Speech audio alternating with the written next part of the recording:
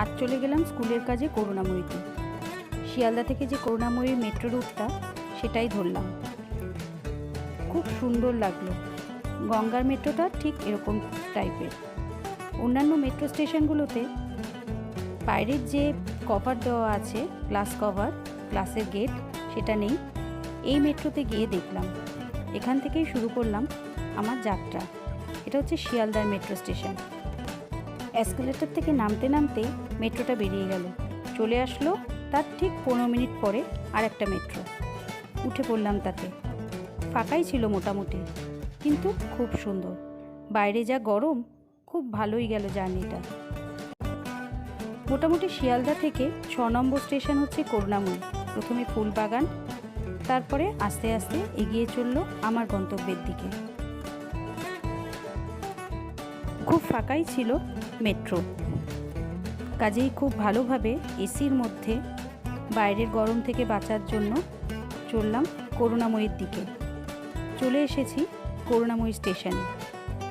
City সেন্টারের পরের স্টপেজই হচ্ছে করুণাময়ী। করুণাময়ী স্টেশনে নেমে গেলাম। প্রচুর সিঁড়ি দিয়ে নেমে করুণাময়ী স্টেশন থেকে বেরোতে হলো। এতদিন আমরা টোকেন দিয়ে মেট্রো স্টেশনে যাতায়াত করেছি। এখন হচ্ছে স্ক্যানার সিস্টেম।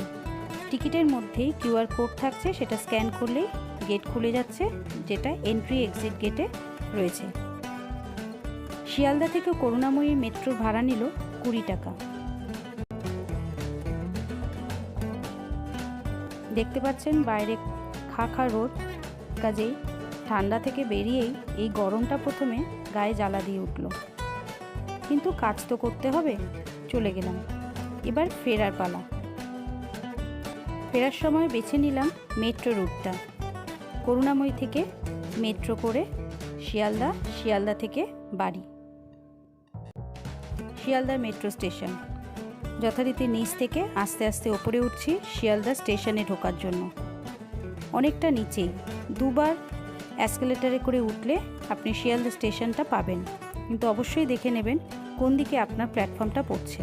নমস্কার, ভালো থাকবেন, সুস্থ থাকবেন।